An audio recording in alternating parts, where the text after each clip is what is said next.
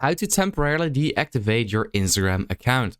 Now that's what I'm going to show you guys in this video. So let's get started right away.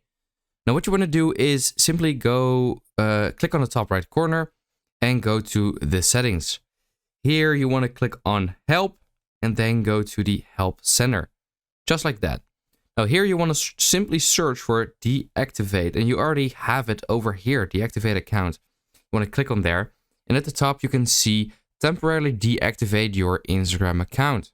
So click on there, and here you have three options: Instagram.com from a computer, Instagram.com from a mobile browser, or from your iPhone.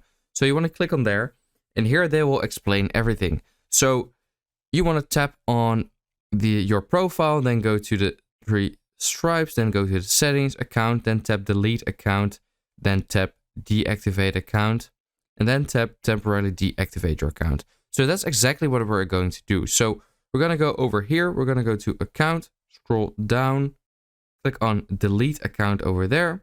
Then instead of clicking on delete at the bottom, you want to click on deactivate over there. So then this will open up.